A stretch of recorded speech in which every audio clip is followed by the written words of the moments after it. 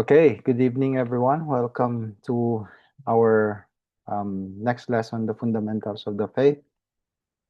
Thank you all for coming and joining us tonight. Um, like I said, this is out of schedule dahil Tuesday ngayon. Usually Wednesday or Thursday, but still, thank you for finding the time to join us and continue with our lesson. Okay, so with that, let's start with a word of prayer.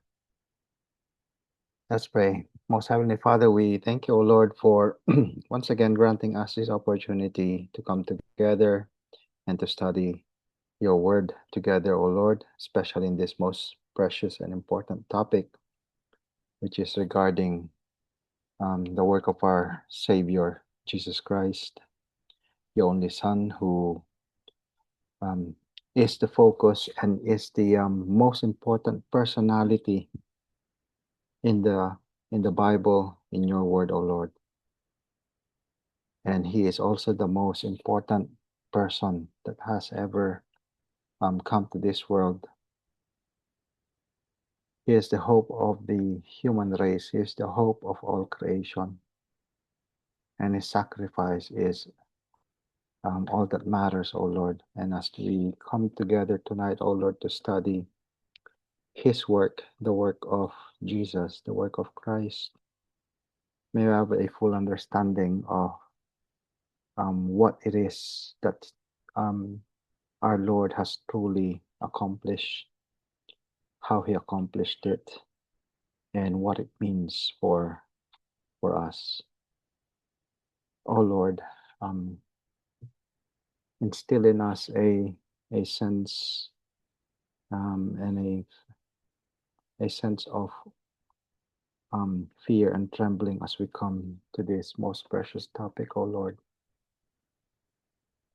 But also give us that encouragement as we know that, and joy, oh Lord, as we know that this work of Christ is what gives us um, the chance, O Lord, or rather the solution, O Lord, in order for us to be saved and be reconciled to you, O Lord. He is as is fitting our Lord and our Savior, and to study his works is probably the most important topic for every Christian. So thank you, O Lord, for this day, and thank you for each and every one of us here, O Lord. May we be blessed with this topic, O Lord, and may we um, finish tonight um, with eagerness to learn more and to proclaim the glorious gospel of Jesus Christ.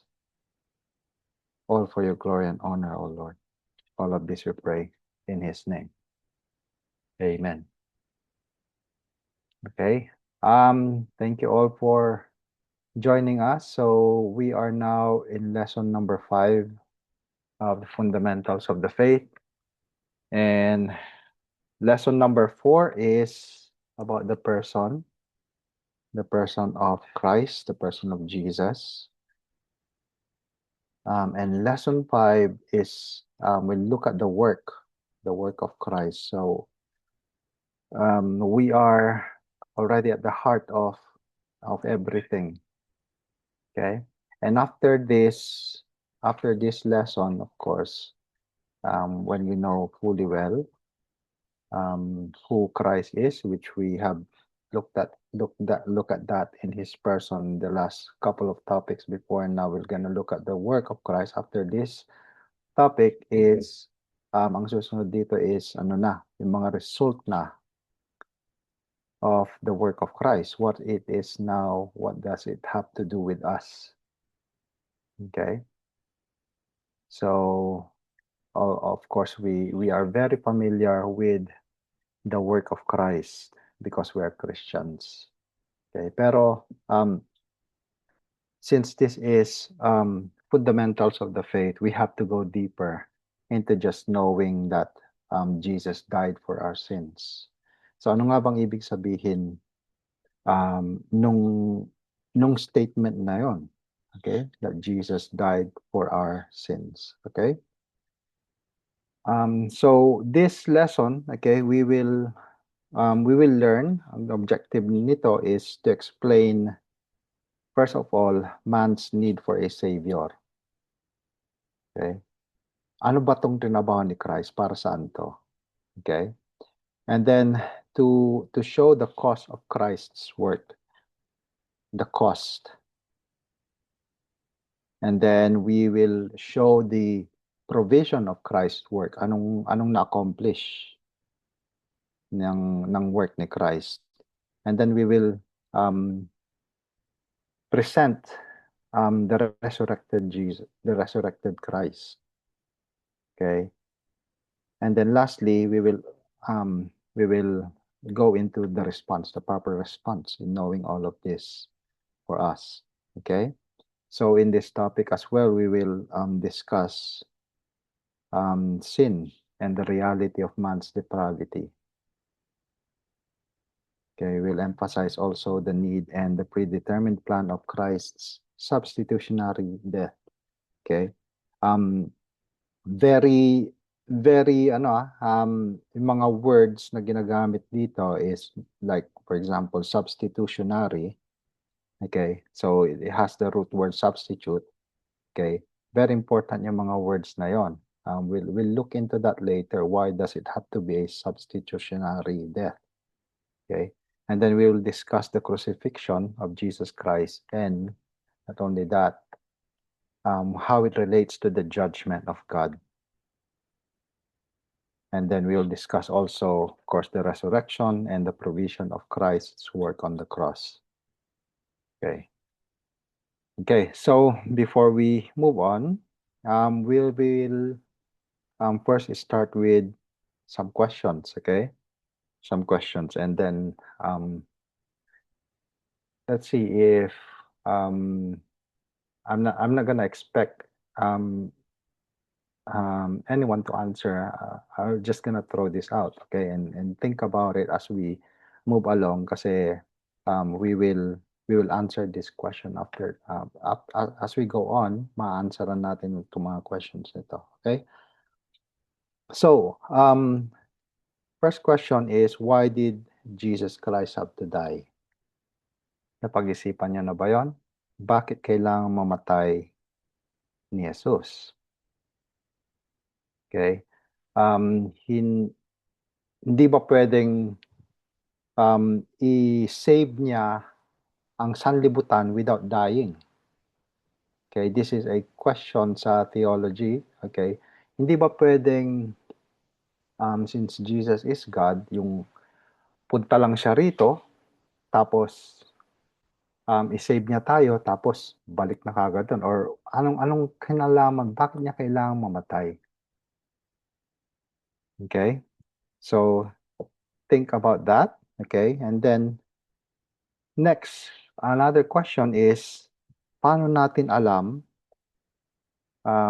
na lahat ng kasalanan natin ay napagbayadan sa krus? How do we know that Jesus Christ have paid for all my sins or our sins on the cross if you're for Christians? Okay. Okay, so those are the two questions na we'll wrestle with that, and then by the end of this lecture, hopefully we won't finish this lecture in this one meeting. Okay, we will have to meet again to finish this off. Okay, so we're allotted to 2 meetings for this topic. Okay, so this is now like I said, pinaka-importante dalawang lessons na pinaka-importante. First was the person of Jesus Christ, and then this is the second part of the work of Christ. Okay, nalaman na natin sa first lesson 4, sino si Jesus. Okay? He is the Son of God, and then he is God. And then he took on flesh, naging tao siya. Okay? He is the incarnate Savior. He is the suffering servant. Nagpunta siya dito and then to do some work. Okay, so these are now we're gonna answer that here, okay? And to looking into the work of Christ, okay? So, ang memory verse natin today is in 1 Corinthians chapter 15 verses 3 and 4. 1 Corinthians 15, 3 and 4, sabi ni Apostle Paul, "For I delivered to you as of first importance what I also received, that Christ died for our sins according to the scriptures, and that he was buried, and that he was raised on the third day according to the scriptures." Okay? So sabi ni Paul, I believe he's talking to the Corinthians. Okay, I delivered to you as of first importance. Okay, this is the main priority. Itong pinaka-importante. Okay, first importance, ibig sabihin, this is the only thing that matters. That's what basically what he is saying. What I also received, he also received this. And now he is delivering it to them. He is acting as an evangelist here, or someone who is bringing a message, okay, the good news. And what is that? Ano yung na-receive niya? That Christ died for our sins according to the scriptures. Christ died for our sins according to the scriptures. Sabi niya, so hindi ito gawa-gawa.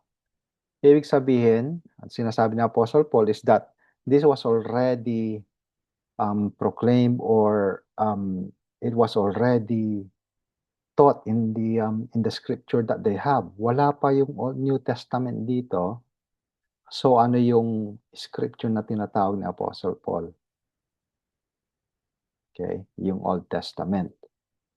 So ang sinasabi niya is that Christ died for our sins according to the scripture. So he's referring to a prophecy in the Old Testament, that the death of Christ for the payment of sins is revealed in the scriptures in the Old Testament. Second part of that message is that, and that he was buried. He was buried. So Jesus Christ died for our sins according to the scriptures. Second part of that is that he was buried. And then the third part is that he was raised on the third day, and also according to the scriptures. So the death, burial, and resurrection of Jesus Christ is what is most important to Paul to deliver to them. And then all of these are all revealed in the scriptures in the Old Testament.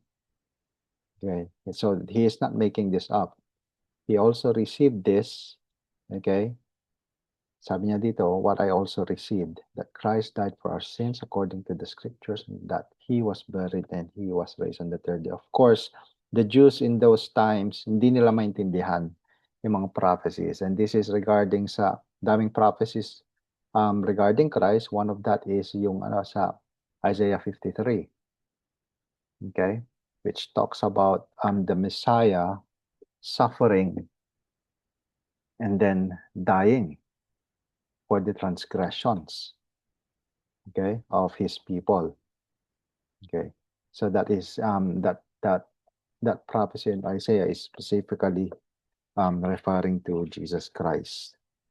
Okay, so ayun ang ng memory verse natin, 1 Corinthians chapter 15 verses 3 and 4. Now I hope yung little bit of exegesis natin or explanation natin kanina could help you in memorizing this. Okay, first importance that I received according to Paul, that Christ died for our sins according to the scriptures. He was buried, and then that he was raised on the third day according to the scriptures. Okay, so sabi ni John MacArthur dito, some people think Jesus died as a martyr. They think that Jesus is just a great example of someone who died for a cause. That's the Jesus Christ superstar mentality. That Jesus was a martyr who lived for a good cause and sets a great example of how to be sold out to a cause that you are willing to die as a martyr. And admittedly, a martyr can be an example of suffering, but a martyr cannot be a substitute. Okay, a martyr cannot take away my sin by the sacrifice of himself. Okay, so the death of Jesus, the person of Jesus, is not it's not just to inspire people. Usually, ganun ang mga martyr. They have an idea and they will die for it. Okay, and then the death of that person will sort of encourage a revival or a revolution or whatever. Okay, like in the case ni I think si Jose Rizal. Okay, nung pinatay si Jose Rizal, di ba, nag-ano yung mga Pilipino, and that's why medyo hindi ko na rin maalala yung history ng Philippines, pero that's what I think. Okay, and lots of other people. Okay, pag namatay ang isang tao, it will spark a sort of revolution, okay, for people who have the same idea, okay. Pero si Jesus Christ is not only um, having an idea that he died for that idea. It is um, utterly greater than that. Mas grabe talaga ang reason ng pagkamatay ni Jesus Christ. He wasn't proposing an idea and then that he died for it. Okay, he was dying. He died because it is for the sins as a payment for the whole world. Okay? Okay, sabi ni Peter, 1 Peter chapter 2 verse 24, the scriptures tell us that he himself bore our sins in his body on the cross, so that we might die to sin and live to righteousness. Okay? He himself bore our sins in his body on the cross, so that, remember, sabi niya dito, hindi niya sinabing that we might go to heaven. Okay? Sabi ni Peter dito, we might die to sin and live to righteousness. Okay?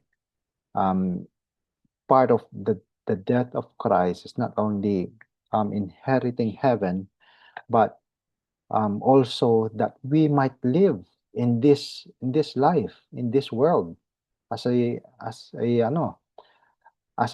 human, and that in living because of the death of Christ, if we are in Him, we will die to sin. Ibig sabihin, our physical bodies it's sort of we are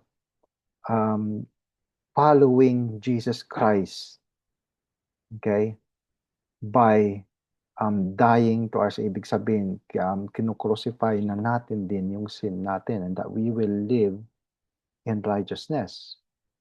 So part of the death of Christ is so that we can become righteous in this life. We don't have any righteousness. Okay? Kasi kung ang purpose lang ni Christ is to save people so that everyone will go to heaven, okay? So therefore, dapat pag naniwala tayo kay Christ, mamamatay na dapat kaagad tayo, tapos punta na tayong langit. Kung yun lang ang purpose ng pagkamatay ni Christ. Pero, hindi lang yon, okay? Yes, we have that already inheritance. Yun yung tinatawag na already and then the not yet sa theology. The work of Christ has fulfilled, okay? Pero hindi pa na-realize. Nasa atin na, pero hindi pa. Okay? Already, itong tinatawag ng mga theologians na the already but the not yet. Okay? Every Christian has eternal life, but you don't have it yet. Okay? So it's talking about an eschatological aspect of our life. We are still going to live in this world. Okay? We are already righteous, but we still sin. Okay? Mabubuhay pa rin tayo dito sa mundo, pero ang tingin na sa atin ng Panginoon is that we are already free from condemnation. Wala nang judgment sa atin. Wala nang hold sa atin yung sin, pero magkakasala pa rin tayo. Okay? Tapos, mabubuhay pa rin tayo, tapos mamamatay pa rin tayo, pero we have eternal life. Okay? So, I hope you get that kasi yun ang isa sa kailangan nating maintindihan when we read about everything that Christ has done. Okay? We are already children of God, but we don't have the inheritance yet. Although we are already heirs, mamanahin na natin yung kingdom niya. Sa atin na, actually, sa atin na yung kingdom ni Christ, we will reign with Him, pero wala pa. So, hindi na matatanggal sa atin yon. Okay, that promise has already been not just a promise, it means pre-promise na yon, pero it's as if sa'yo na talaga. Okay, sa atin na talaga as Christians. Okay, so why do we need Christ? Why do we need Christ? So bakit siya kailangang maging tao? Okay, and to answer that, okay, we will go to Romans chapter 3 verses 10 to 12. Okay, excuse me. So man is a sinner. We all know that. Okay, unless meron dito sa atin na naniniwalang wala siyang kasalanan. Okay, and I do hope na you get convicted if you are that person. Okay, that you are also a sinner. No one is righteous, no, not one. Sabi ni Paul, okay, since meron bang makakahanap ng verse na to? Or kung wala, let me read it. Okay, see Bridget daw. Okay, Romans chapter 3 verses 10 to 12. Hindi mami, pa-unmute na lang.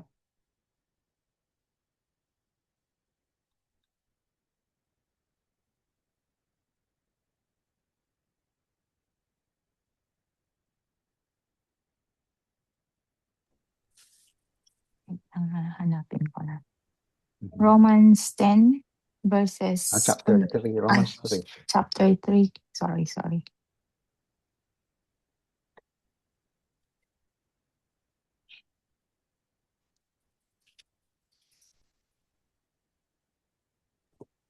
Wait lang.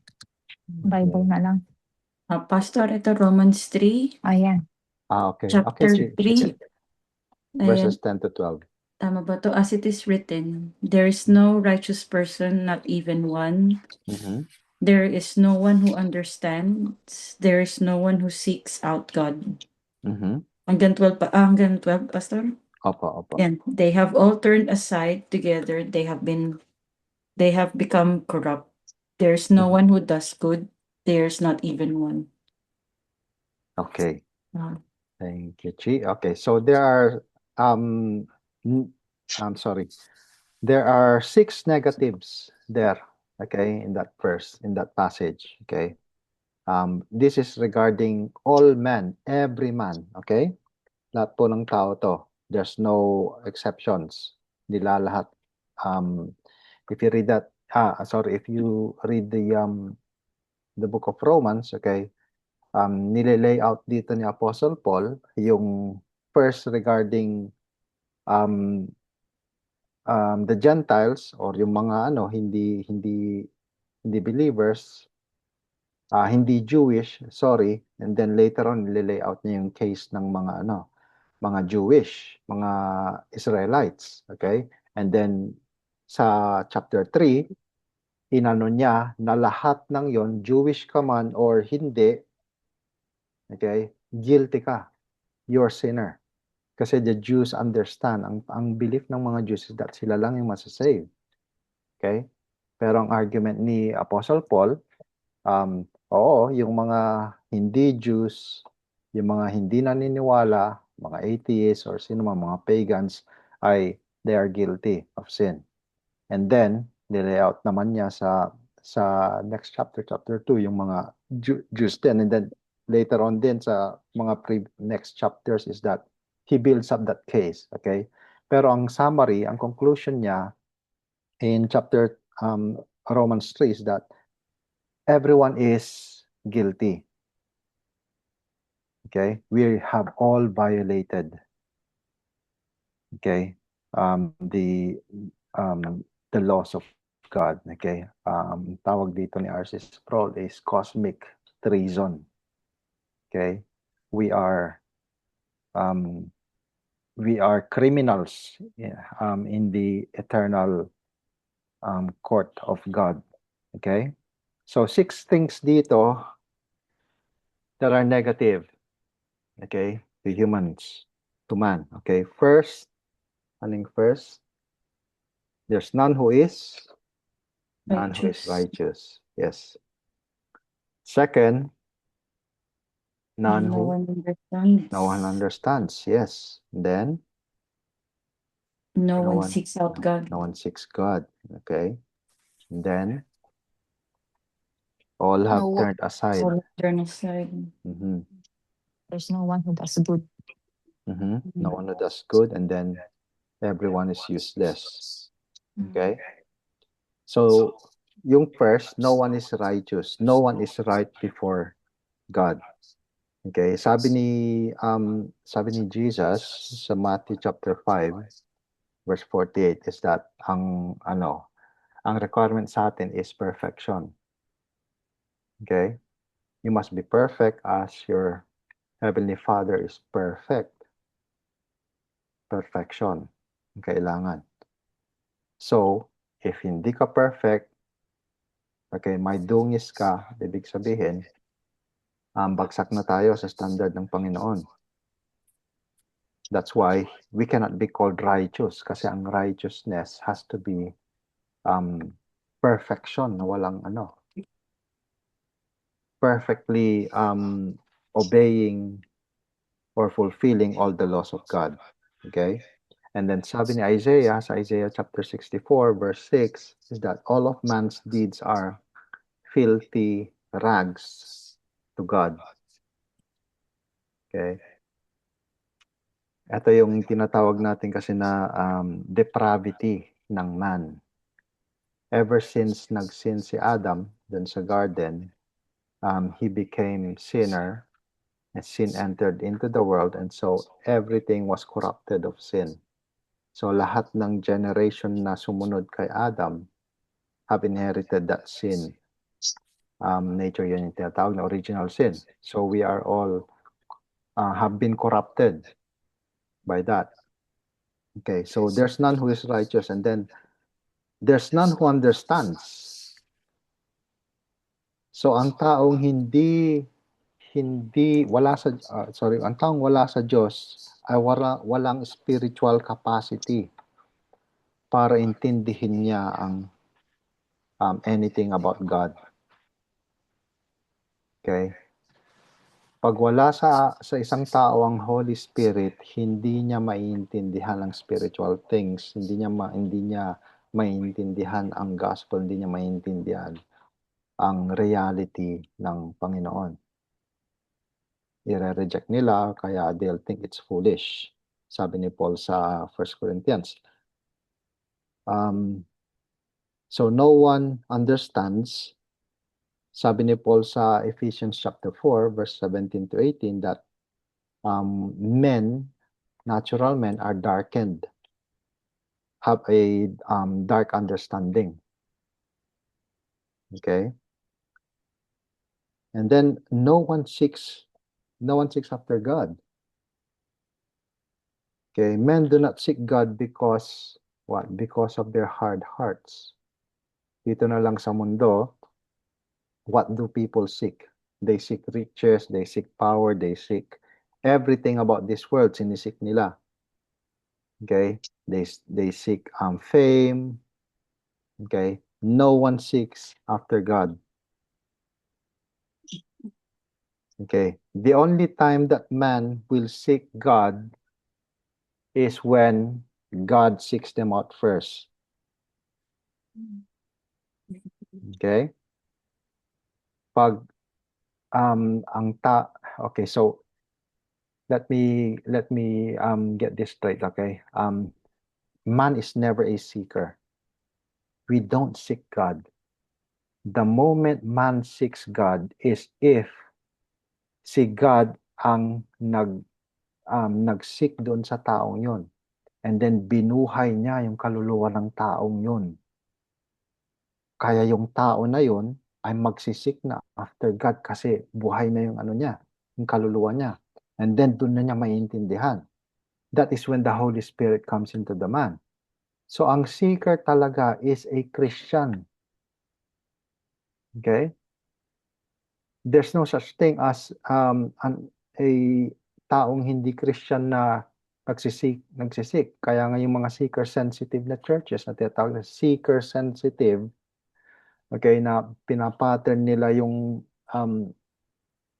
church service nila para i-attract yung yung taong hindi Kristiyano, kaya gumagawa sila ng mga activities na mag-attract sa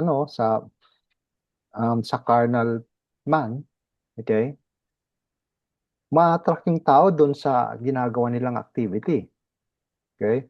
Halimbawa dati, dito sa Hillsong nung 2017, men's conference, okay?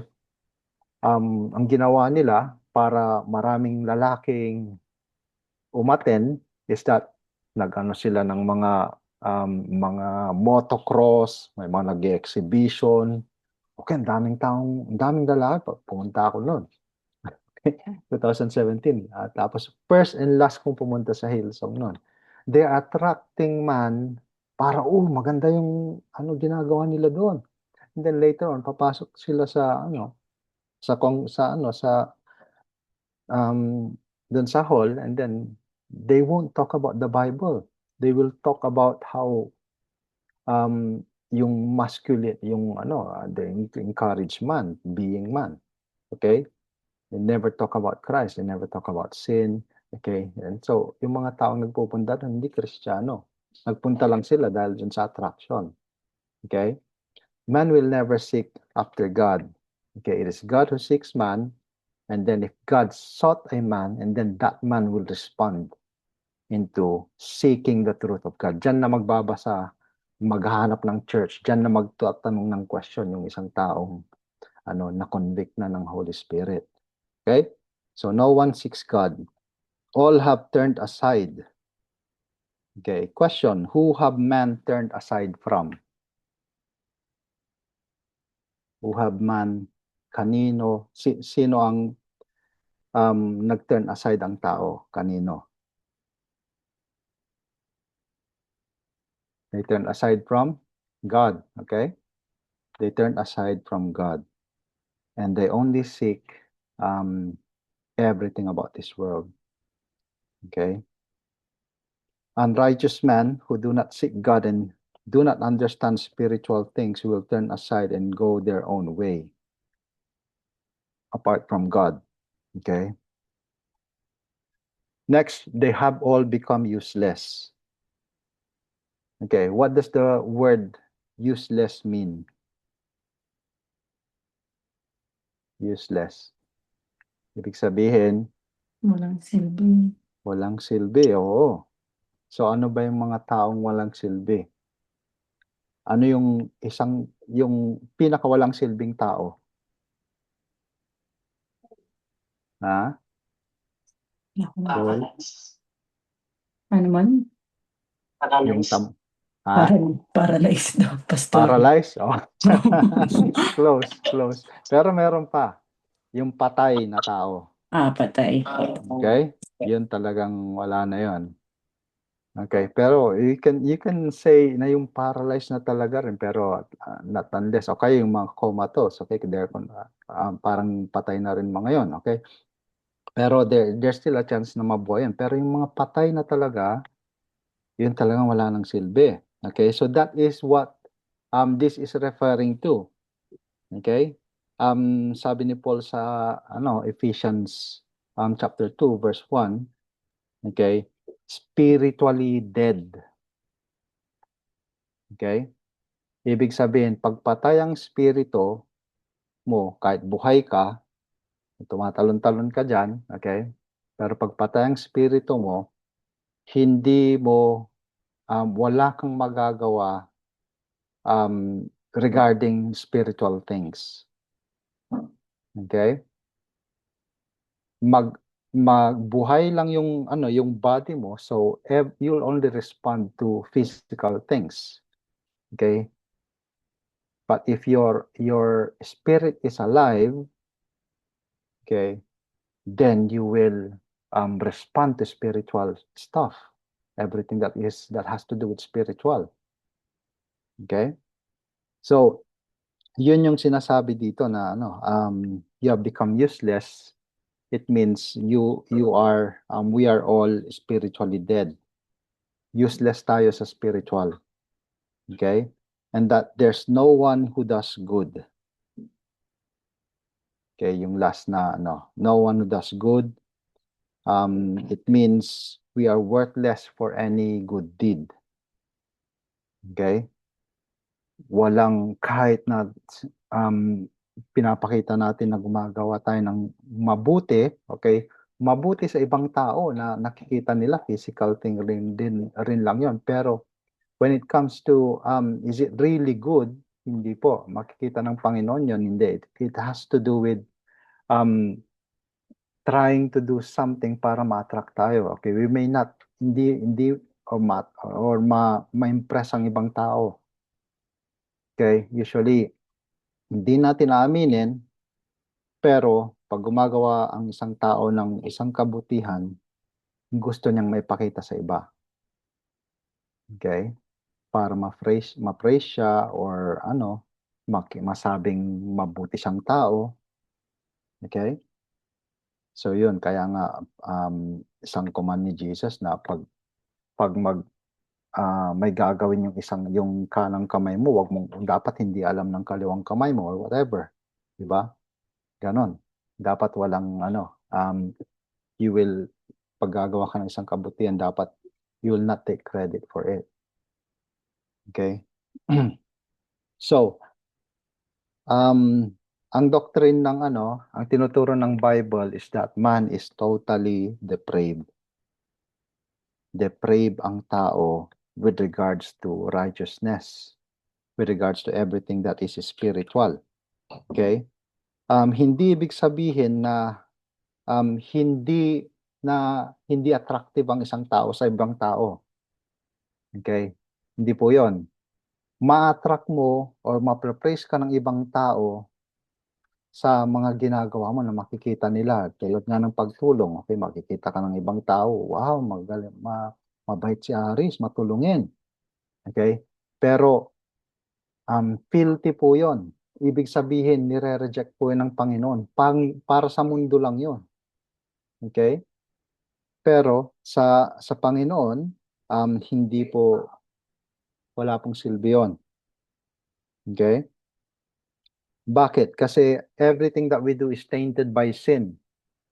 Lahat ng ginagawa natin ay corrupted ng kasalanan. Okay? Yung motive natin to do it, yung action natin, yung desire natin, okay, it has to do with something na para mag-benefit tayo. Whether makakuha tayo ng maliit na praise sa ginagawa, okay, that is still selfish desire. Okay? Selfish desire pa rin 'yun, hindi 'yun righteousness. Okay?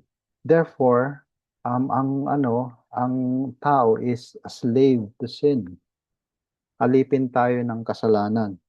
we do things because of sin that commands us to do it. We are totally separated from God.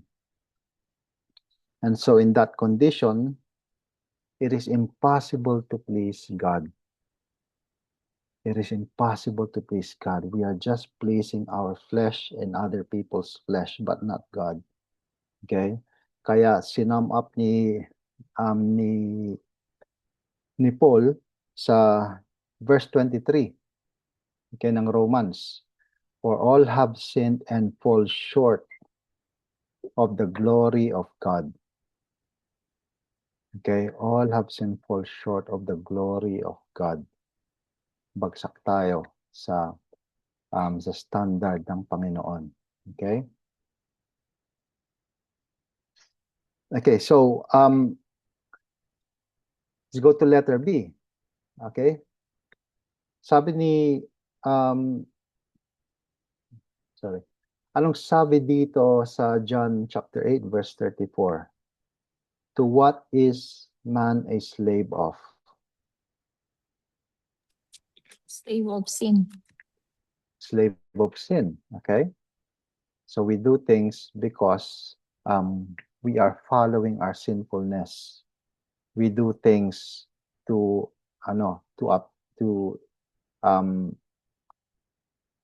be obedient to our master, sin. Okay? And what is the result of sin according to James chapter 1 verse 15? Death. Death. Death. Mm. Yes, death. Okay? Death ang resulta nun. Okay. So, pag death ang resulta ng sin, and so kaya nga kailangan nating pagbayadan ng buhay natin. Death is what is required of us as payment for our sins. Okay? Ano ko lang to. Anong sabi ni Apostle Paul dito sa Ephesians chapter 2 verses 1 to 3? Because we were dead in trespasses and sins, whom did we follow and what kind of children were we? Ephesians chapter 2 verses 1 to 3.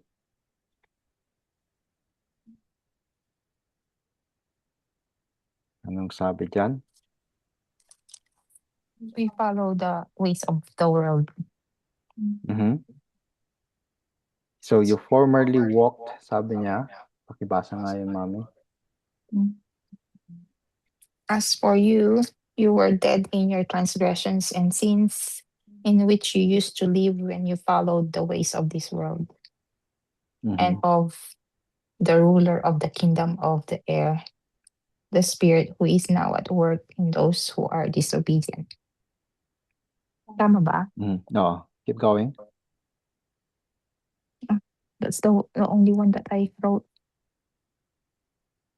Meron pa ba? Oo. 4:3. Romans, Ephesians 2 Ephesians 2, verses 1 to 3. verse, sorry, Ephesians 2, verse. Among whom we As- all once lived. All of us who live among them at one time, gratifying the cravings of our flesh and following its desires and thoughts. Like the rest, we were by nature deserving of wrath. Like the rest. Okay, so like the rest of mankind, okay, lahat tayo we are by nature children of wrath. Children of wrath. Okay, it means we deserve, we are, wrath is, yun lang ang ano ng Panginoon sa kasalanan. He is wrathful of sin. Okay, so yun ang deserve natin. Okay. May pwedeng pamute. Okay, sorry. Okay. So we are, sabi dito ni Paul is that ang desires natin and passions natin, okay, yung flesh and everything about our minds, lahat ng ginagawa natin is like the rest of mankind, and these are all because of sin. Okay? And we are following the course of this world, which is yun ang ano ng mundong ito eh. Yun ang galaw ng mundong ito. Following the prince of the power of the air. Sino yun? The prince of the power of the air is Satan mismo. Okay? Siya yung nag-introduce lahat ng mga ideas dito sa mundo na nasundan ng mga tao. Okay? Remember sa Garden of Eden, ano yung okay, kaya ako medyo aloof na ako pag nakakarinig ako ng mga encouragement na empowering, ganun eh. Empowerment, okay? Because basically ganun yung ano ng ng devil sa garden, okay? Pag kinain mo to, sabi niya, and by the way, okay, feminism is a lie of Satan, okay? Feminism. The first feminist is Satan. In-empower niya si Eve in the garden. Ang design, may binigay na design ng Panginoon sa tao. Okay, kung sino ang mag-lead. Tapos, inano ng diniceive ni Satan si Eve, the woman, to be empowered. Okay? Kaya nga, pag kinain mo to, sabi niya, you will become like God. Okay? You will not die. Kang magniwala dyan. Okay? So, everything, kaya lahat ng mga ideas ngayon na marinig natin, mga ideologies or whatever, that seems to empower people, okay? Medyo, we all have to stay away from those things, okay? The only true idea that we need to follow is the idea that comes from God. Pag tao ang nag-design ng isang idea, okay, may ano ang demonyo diyan. Okay? May influence ang devil diyan. Okay? It has to be that we have to be humility ang requirement sa atin, ang dapat na response natin sa lahat ng bagay. Pero to be empowered seems like wala nang humility doon. Pride na yon, ba? Okay? Okay, which is why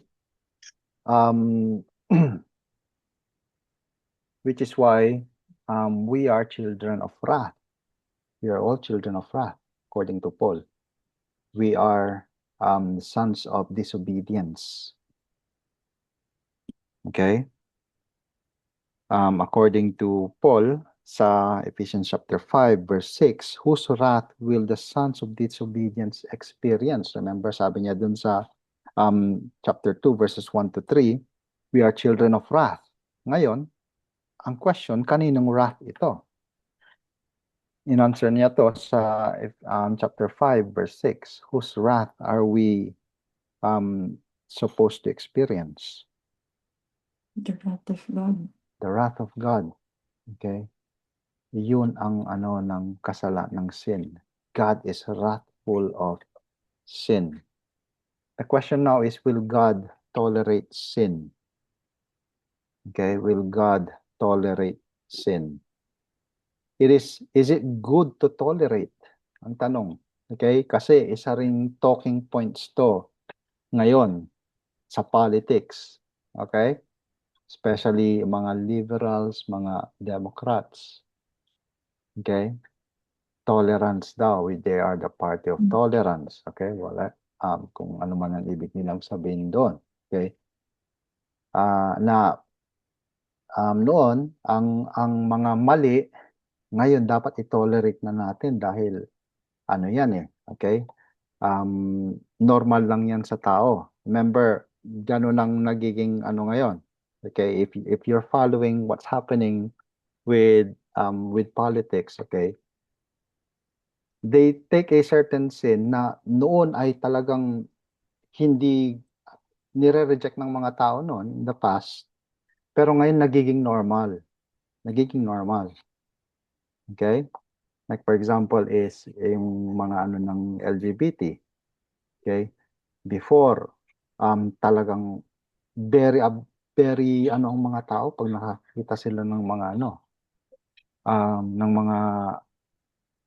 mga trans halimbawa.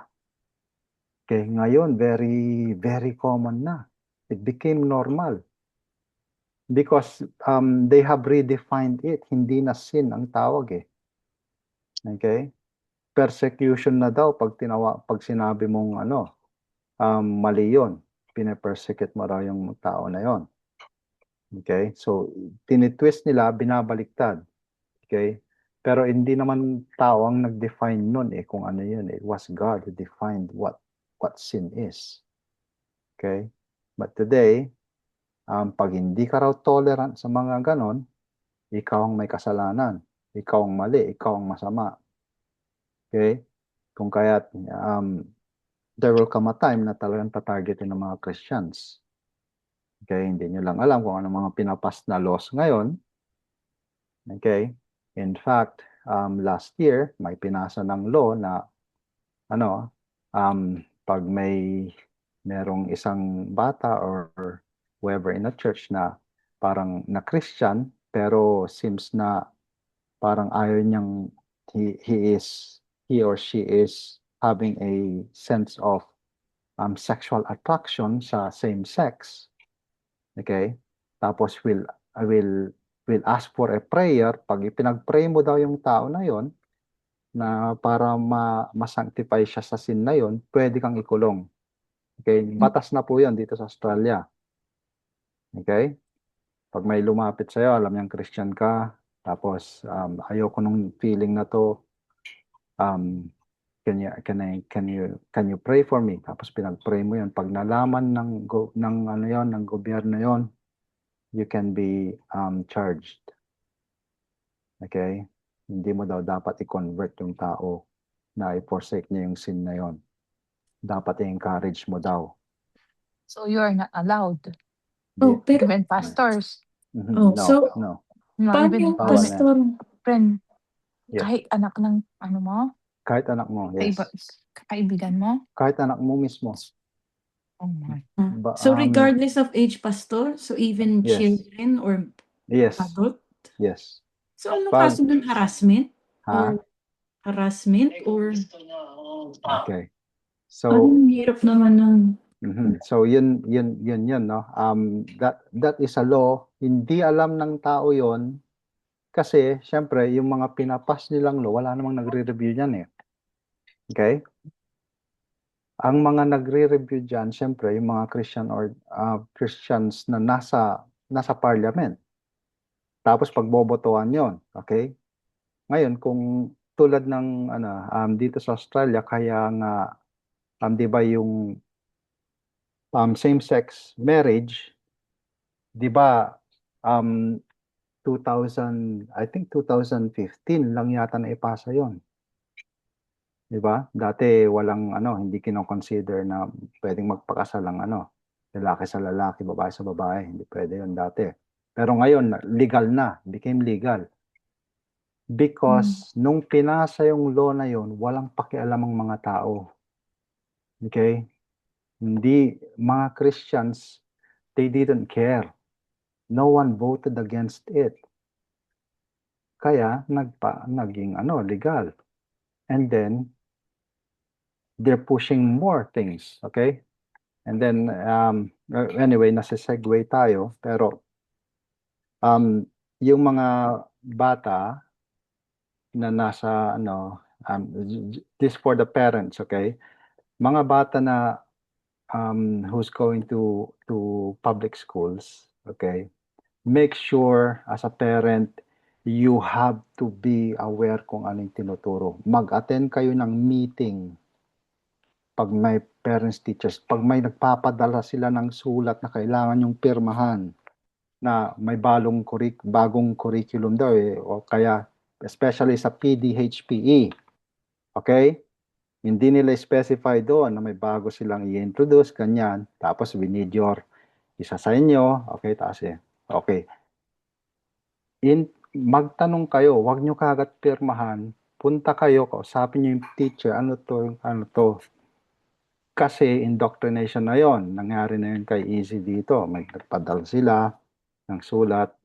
I have to, tungkol sa mental health daw. Okay? Tapos, may doubt na ako. Nagtanong ako dun sa teacher tungkol sa ano to. Sinabi niya na it's about pag merong certain person, classmate na na may certain sa LGBT or whatever, okay, kung ano yung nafe-feel nilang ganyan-ganyan is that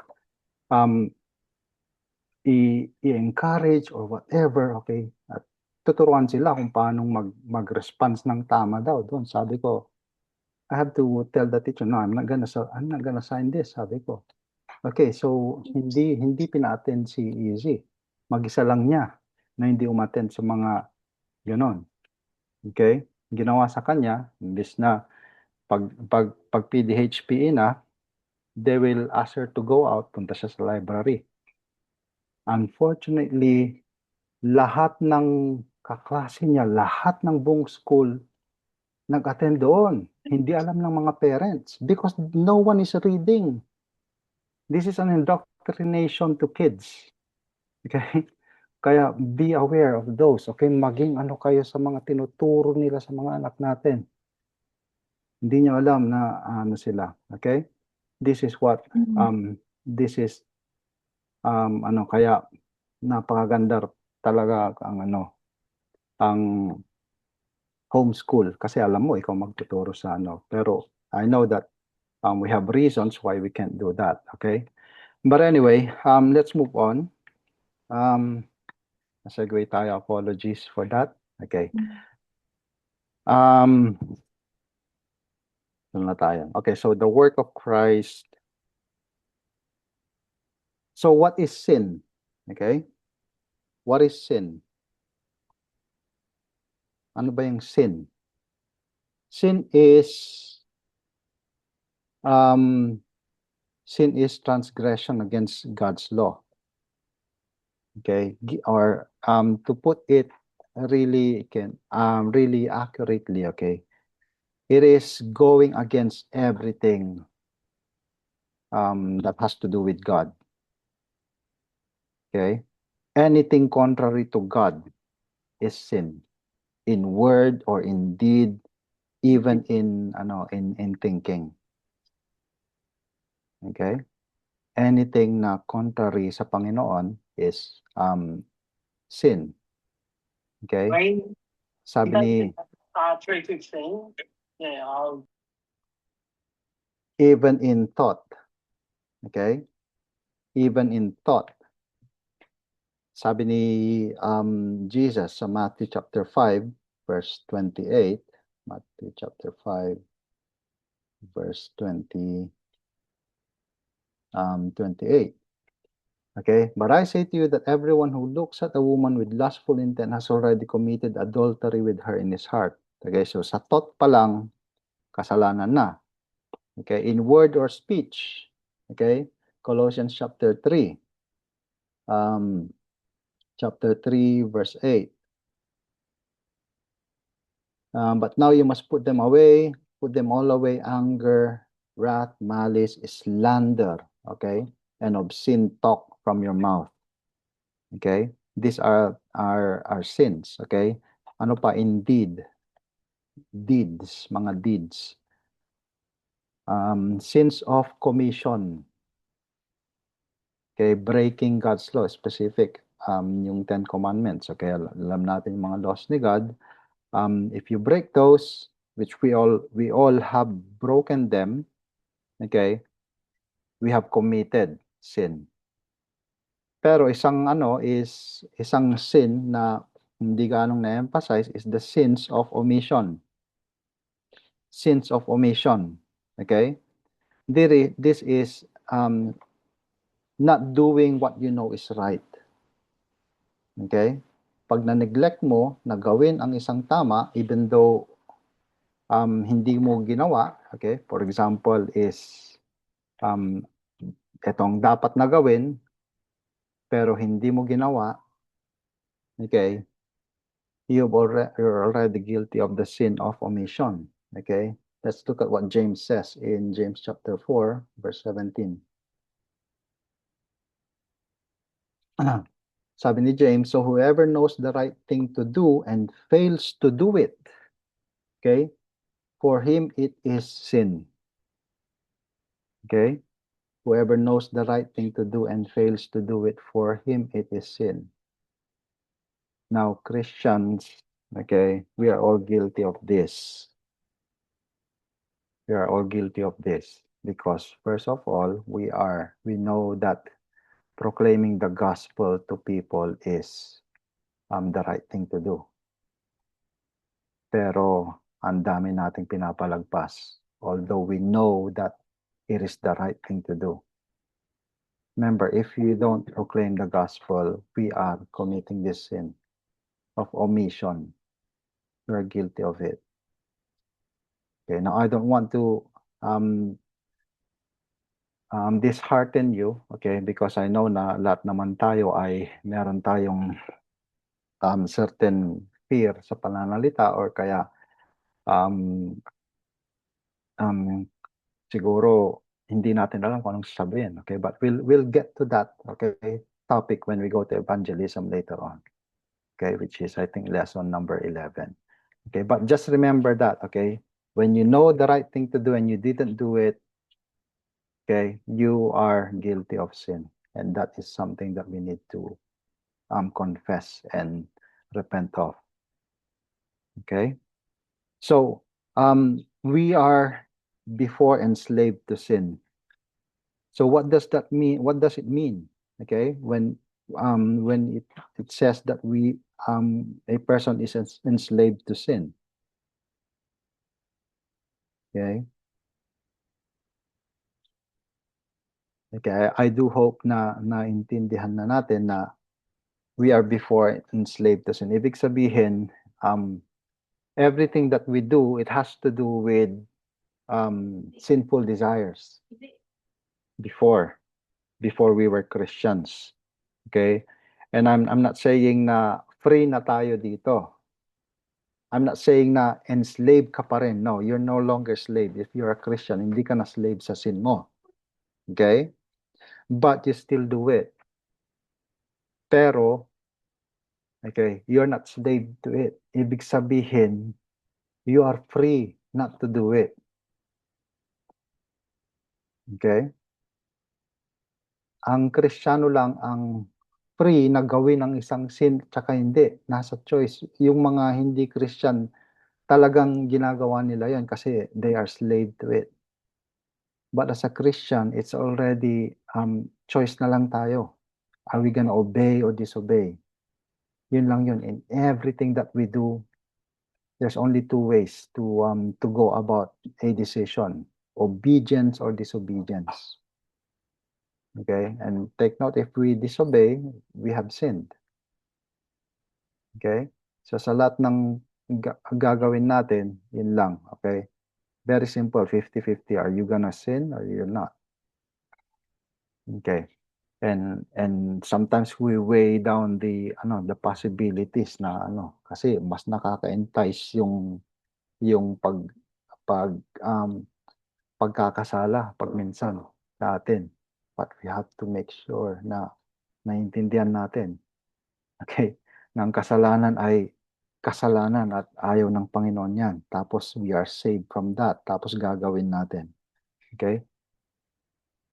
So, we are all sinners.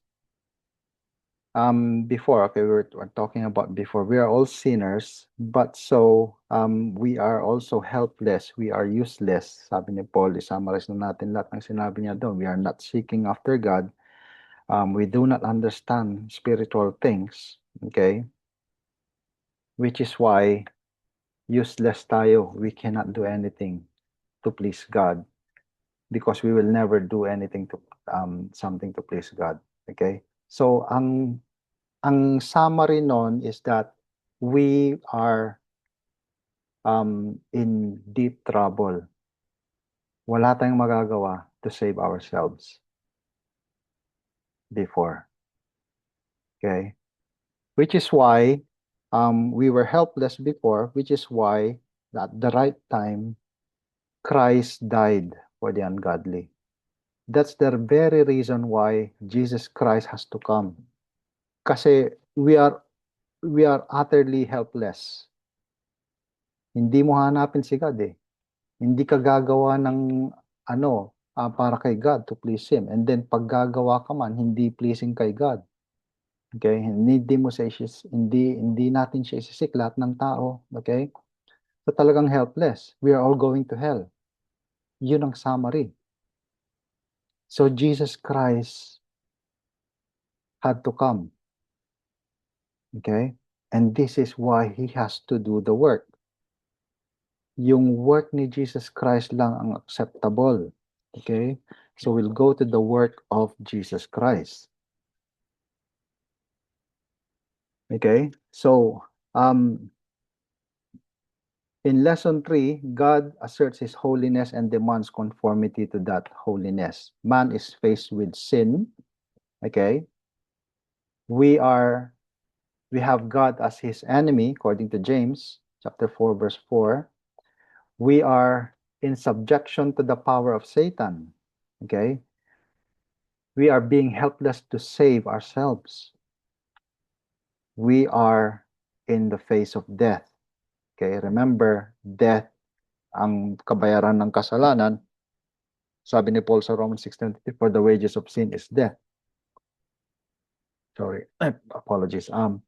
But the free gift of God is eternal life in Christ Jesus. Okay, so we are condemned and eternally we are supposed to be separate from God. Okay, and so Christ has to come. Kasi if not, everyone will go to hell. We'll all spend eternity in hell. Okay, so let's look at the work of Christ. Okay, Philippians chapter 2, verses 7 to 8. What are the three things that Christ did when He came to earth? Okay, you can see this in verse 7. Okay, can someone read or kung sino makauna? Okay,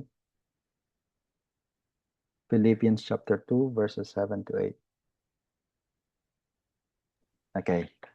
7, Pastor. Okay. Sige, Chief. But emptied himself by taking the form of a bondservant and being born in the likeness of men, and being found in appearance as a man. He humbled himself by becoming obedient to the point of death on a cross. Okay. So what are the three things that Christ did when He came to earth? In verse 7, anong sabi doon? First is He emptied Himself. Okay. And second, He took the form of a bondservant. Then third, He found in appearance as a man. Okay. So emptied Himself, what does that mean? Okay. Jesus is God. Okay. When He came to the earth, He put aside yung he didn't put aside pagiging God. He was still God, but He put aside the privileges. Okay? Yung mga glory, He put that aside. His kingship and everything, He only took on what is necessary to be a man. Okay? Yun, so He emptied Himself of all the glory, all the privileges, all the divine power, everything that is that can sort of separate man from God from man. Yung talaga madi-distinguish mo na this is God. Put that aside. Okay? And then He took the form of a bondservant. Okay, remember nung pumunta si Jesus when He was born, He didn't choose to be born in the greatest of all royalties. Hindi siya ang superpower noon was the Roman Empire. He didn't decide to be the son of Caesar. Okay? he became the son of Mary. Okay? Mary and Joseph, who is a carpenter. Wala man lang, hindi man lang priest eh. Hindi man lang rich man. Okay? Humble beginnings. Okay? And he was found in the appearance of a man, born in the likeness of man. Okay? Remember Jesus, sa last lesson natin about the person of Jesus Christ, he became, he became really a man. Okay? Hindi siya naging saling pusa. He was really a man. He hungered, remember that? He hungered, he thirsted, he became fatigued sa journey. He felt pain. Okay, he felt grief. He even cried. Okay, so he experienced everything as a man. Okay, so Jesus, in verse 8, in what way did Jesus humble himself? Verse 8, being found in human form, he humbled himself by becoming obedient to the point of death, even death on a cross. So remember that the death of Christ was the worst place to become dead. Okay, ibig sabihin, what I'm saying is yung the way Christ died is yun yung pinaka-embarrassing death. Yung kung pagpipiliin ka ng isang way to die, all people would say, ayoko nang ma-crucify. Mamatay na lang ako, mahulog ako dyan, matapilok ako, tapos makita ako ng tao, kaya mamatay ako sa rabies. Huwag lang akong ma-crucify. Because that is the worst type of death. You will be humiliated by all people. Ipaparade ka naked. Everyone will see you. Everyone will spit at you. Everyone has they can slap you on the face, whatever. Pagtatawanan ka, okay? You'll be scourged before carrying your own, ibig sabihin, they will scourge you several times, the point na lumalabas na yung mga buto-buto mo.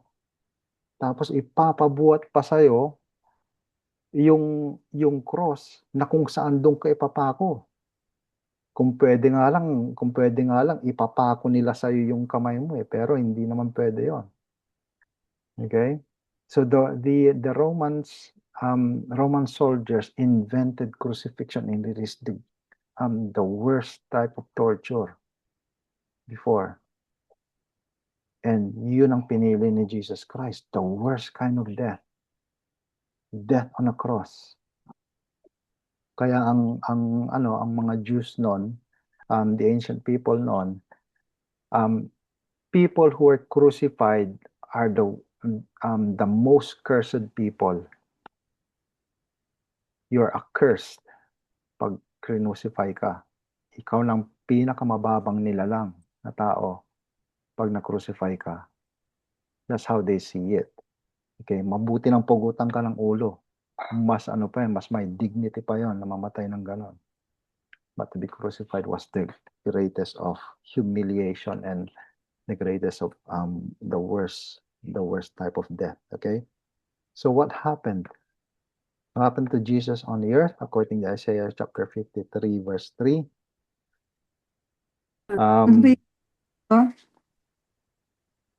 He was despised and forsaken of men, a man of sorrow with grief.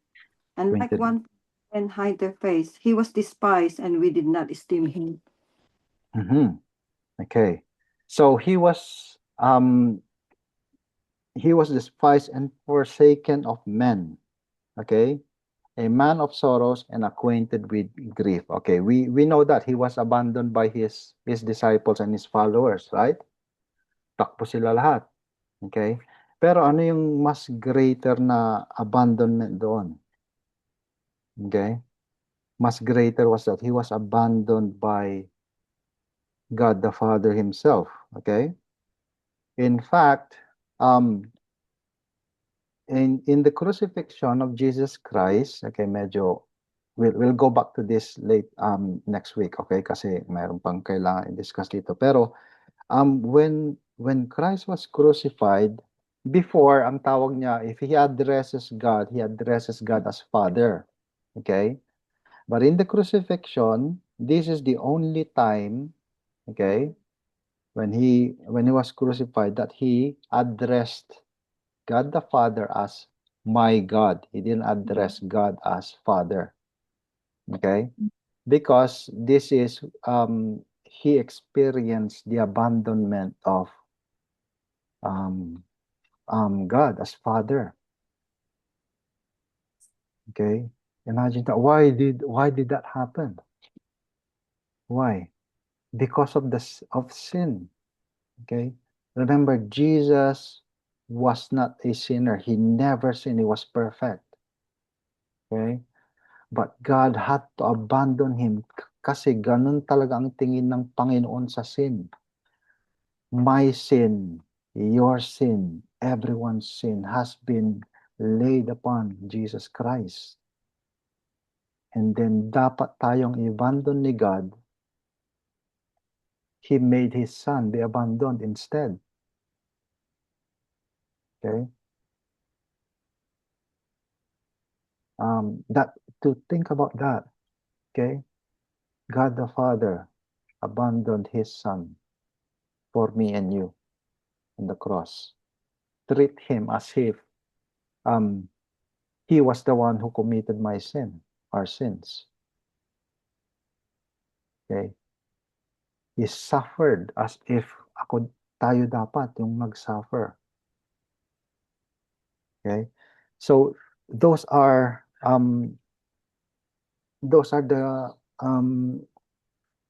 the things that we need to understand and remember. Okay? And okay, it's 9 o'clock. So we will go back to this, okay? Next time, okay? So any questions po?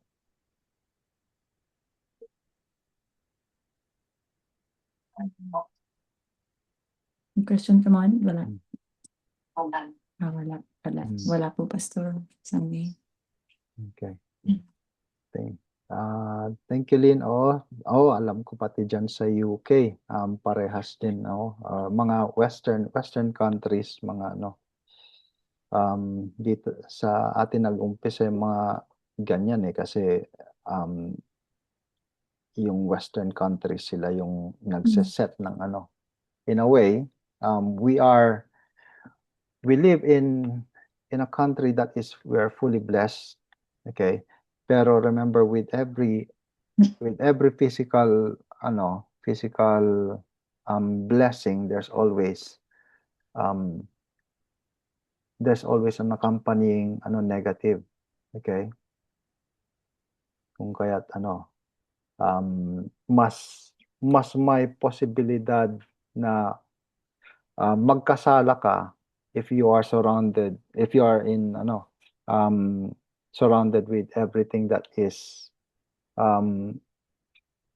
good, okay, na ibig sabihin wala kang nararamdamang suffering or whatever, okay, that's when people become complacent, okay, and that's why si Adam and Eve, they were in the garden, okay, na kumpleto na nga doon, wala na silang hihilingin pa, okay, and then madali silang na-deceive ni Satan, okay, while Jesus Christ, you compare that, I'm not saying na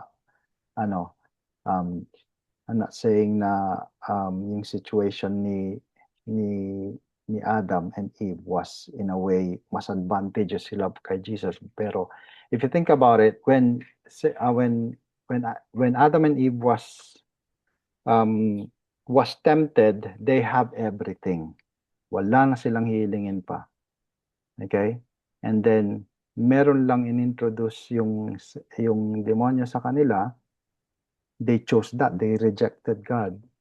And then, ibig sabihin, in a way, parang sinasabi na hindi kumpleto pa tong binigay ng Panginoon sa amin eh. Mas gusto ko to. Okay? While Jesus Christ, when he was tempted in the garden,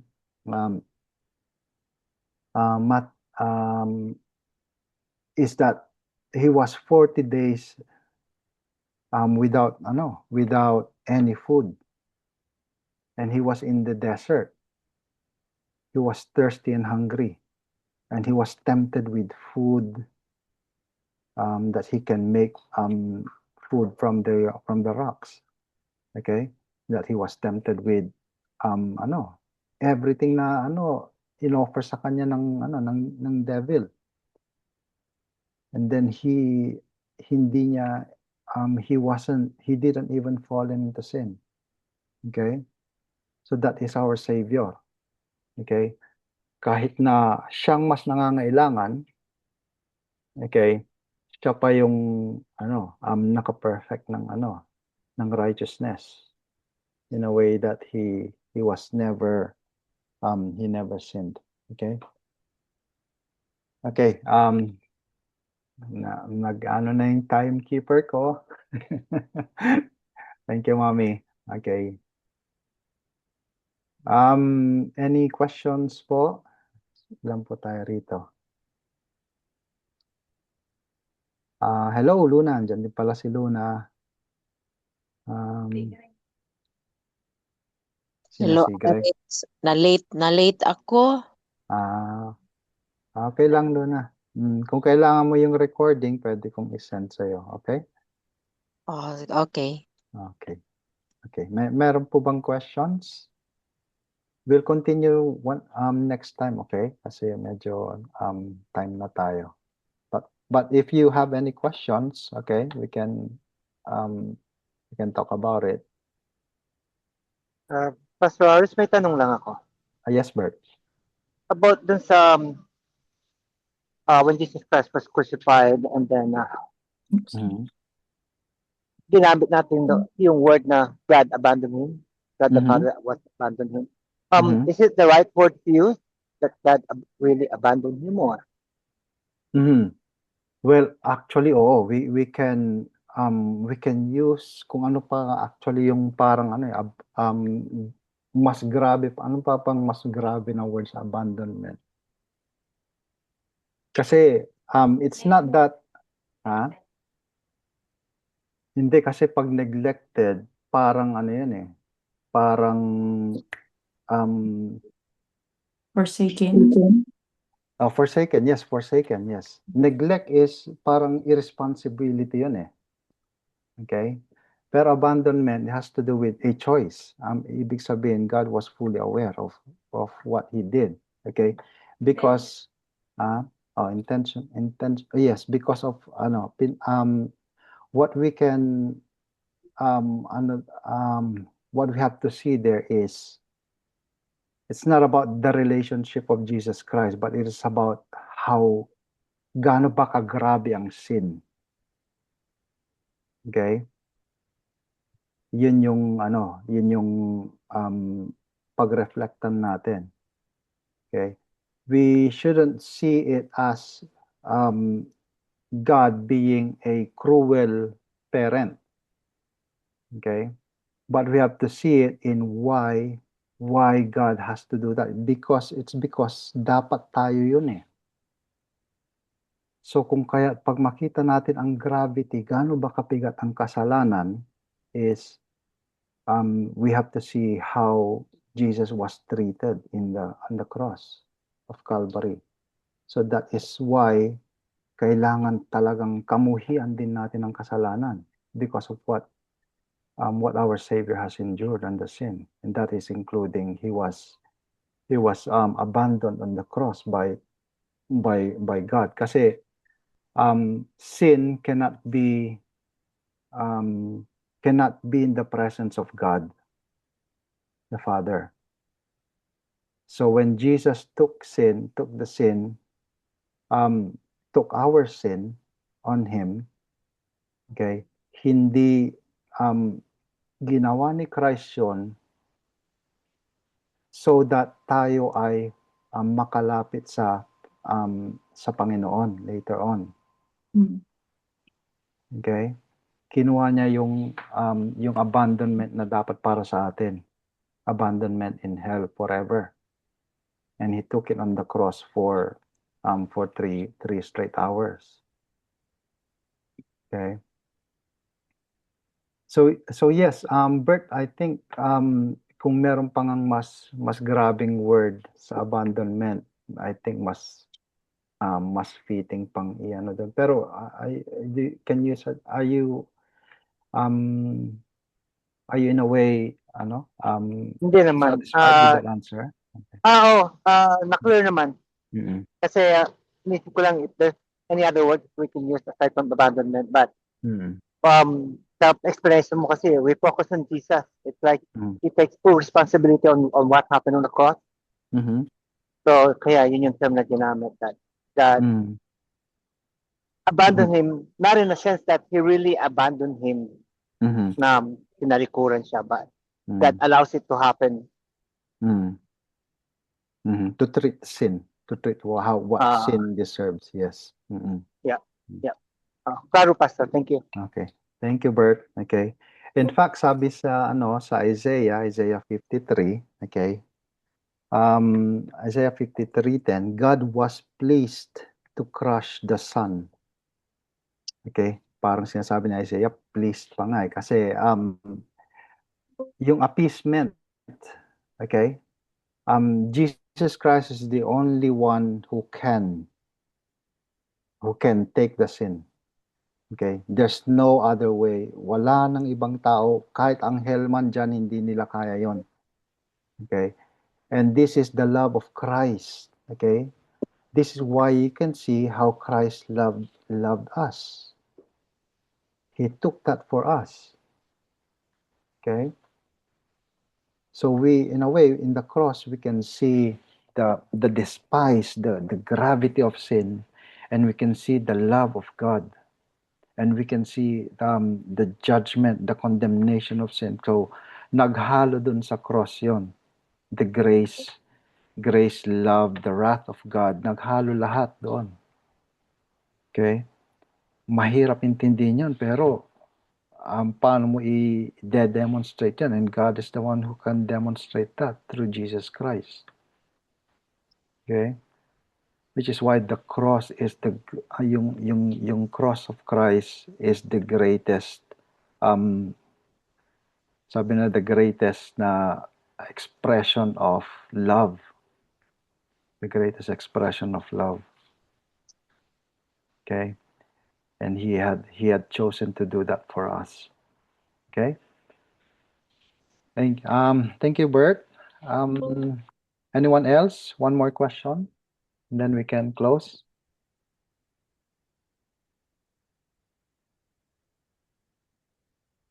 Okay. Welcome back, Gray. Yung Okay. sa Ares, yung sa Wala. about sa if you're already a Christian, you're not already a slave. Ano ba yun? Slave of sin. But we're not perfect, you know? Sa isip pa lang natin, nagkakasala na tayo, di ba? Oo. Anong gagawin natin? Okay. So, yung unang sabi mo, hindi na tayo slaves of sin. Yes, totoo yun. In fact, nag-change ka na ng master. Okay, ibig sabihin, nung dati, before you were a Christian, ang master natin, ang boss natin ay yung sin, kasalanan. Okay, ginagawa lahat ng desire natin, we are desiring everything that we desire, everything that we do, everything that we say, may bahid ng kasalanan yon. Okay. Pero when we became Christians, okay, nagbago ka ng master, nagbago tayo ng master. Kasi ang slave, ang ibig sabihin ng slave is that doon ka nakasalalay sa master mo sa lahat ng pamumuhay mo. Hindi ka mabubuhay pag wala yung master. Yun ang idea ng slave noon eh. Okay? Ang slave, okay, by the way, ang slave hindi yung 21st century slave na idea ha, na ang definition ng slave ngayon is yung kukuha ka ng tao sa pilitan, tapos gagawin mong hindi mo papakainin, gagawin mong alipin lahat ng ano ipapagawa mo dapat gawin niya. Pwede mo siyang ano, hindi. Ang slave doon, biblical times is isang tao na talagang walang magawa na mamamatay na talaga sa buhay. Wala nang pangkain, okay, walang kayamanan, kung hahayaan lang diyan mamamatay. Okay? Ang master ay yung kukuha doon, papakainin niya, bibigyan niya ng damit, bibigyan niya ng bahay, titirhan, pero pagsisilbihan niya yung master. So, yun yung slave. Ibig sabihin, niligtas mo yung taong yun sa kamatayan. Pero, gagawin niya yung buhay niya para pagsilbihan ka. Yun yung slave noon. Okay? So, yun ang ano. Kaya sabi ni Paul sa mga letters niya, isa na doon sa Philippians, sabi niya, sa Philippians, nung nagpakilala siya, Philippians 1:1, sabi niya, Paul and Timothy, bondservants of Christ Jesus. Mga alipin kami ng Panginoon, sabi niya. So, ibig sabihin, ang mga Christian, you are now a servant of, you are now a slave of Christ. Kasi, niligtas ka ng Panginoon sa eternal death. Mamamatay ka kasi wala kang silbi, pupunta ka ng impyerno, niligtas ka niya, so siya yung master mo. Gagawin natin lahat ngayon, ang buhay natin, para pagsilbihan siya. Okay. Pero, yung second question mo is regarding sa kasalanan. Yes, magkakasala tayo. Pero, ang ano natin is, we are continually, pinapatay natin ang flesh natin sa nag-hold ng kasalanan. Ang ibig sabihin nun is that, yes, magkakasala ka, pero hindi ka matutuwa dyan sa kasalanan mo. Hindi ka happy dyan sa kasalanan mo. Ibig sabihin, you'll be convicted of your sin, mababagabag ang konsensya mo, hindi magiging komportable ang buhay mo pag nagkasala ka. Okay? Ang isang Kristiyano na masayang-masaya sa pagkakasala niya ay hindi Kristiyano. Ang Kristiyano dapat pag nagkasala, dapat babagabagin ka ng konsensya mo. Okay? Dapat hindi ka makatulog sa gabi pag nagkasala ka. Dapat talagang pag-iisipan mo yan. Okay? At mawawala yung peace mo. Okay? Iisipin mo yon dahil alam mong yun ang dahilan bakit napako si Jesus. Dapat mahal mo na si Jesus pag pag Kristiyano ka. Okay? Ngayon, so wala sa iyo yung peace. The only way para mabalik ka dun sa peace is confession. You will confess, mali itong ginawa ko, nagkakasala ako, and then you will repent, turn away from it. Okay? And then,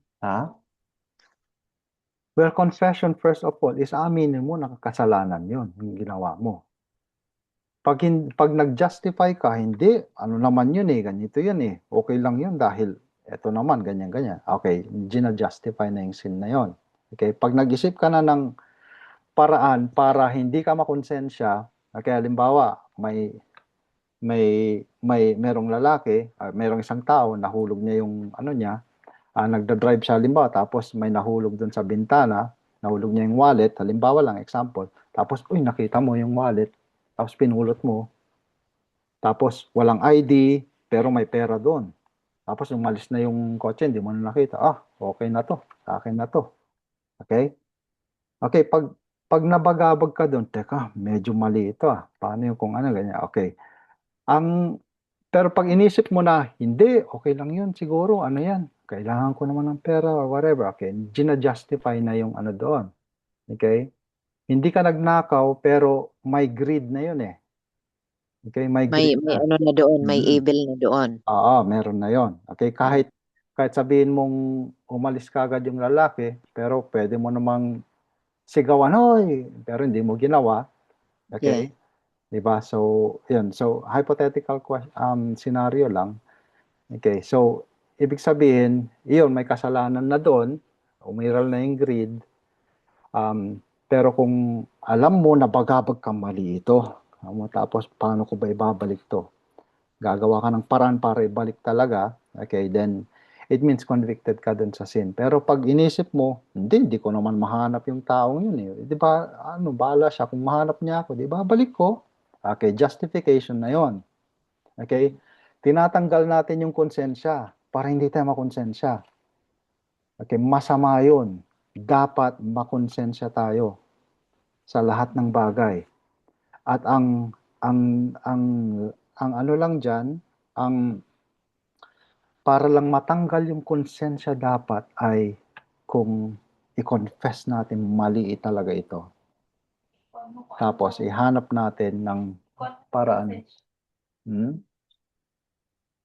Okay. Ang conscience is yun yung built-in na parang sensor sa lahat ng tao.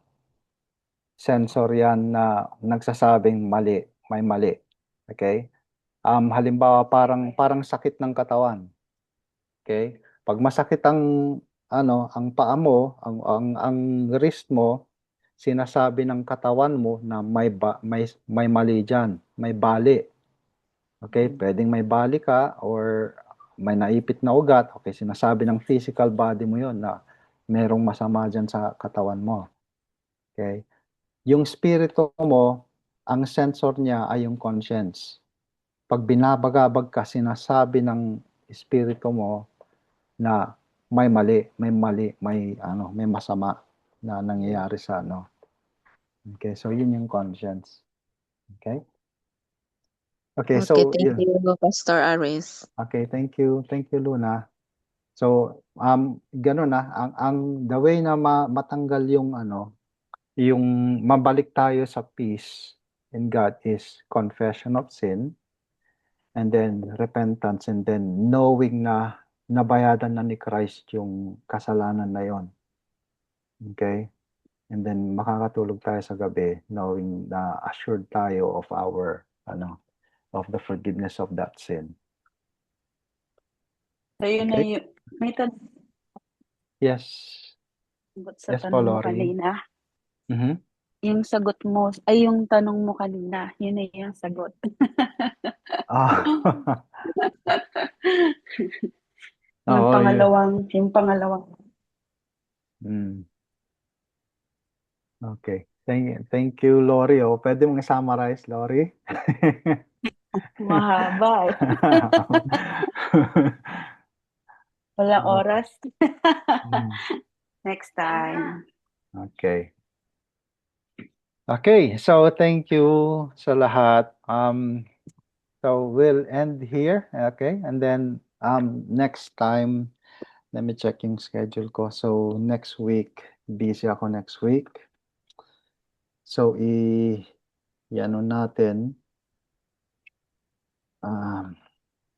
the following week na lang, okay?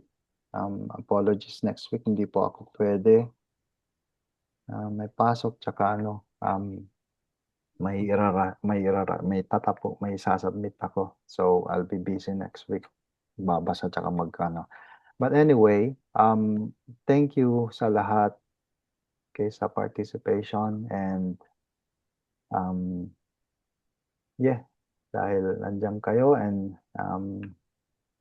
know that you are all eager to learn the Word of God. So yeah, okay, close tayo with a word of prayer. Okay, let's pray.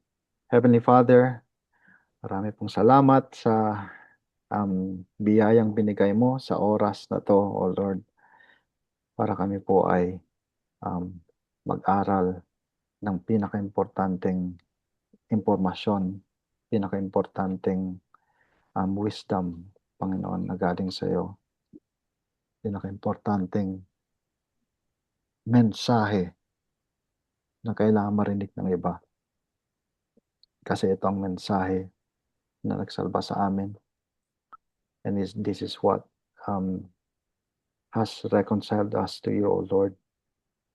Because this message is all about Jesus Christ, our Lord and our Savior, who came to die for our sins, O Lord, and live the life that we should have lived, O Lord, so that His righteousness is imputed upon us, on those who believe, O Lord. O Lord, grant us the opportunity to share this good news, O Lord, to those who are in need of salvation, to those who are still spiritually dead, O Lord, but you have already prepared them, O Lord, by your Holy Spirit, O Lord. May your glorious gospel be in our lips. Proclaim it to all creatures, O Lord, because we know that failing to do what is right, O Lord, is a sin of omission. Thank you, O Lord, for each and every one of us here, O Lord. Bless us all throughout this week, O Lord. I pray that your grace be upon our families as well, O Lord. May we speak of Christ anywhere, O Lord, and everywhere. May we proclaim your goodness and your glory through Him.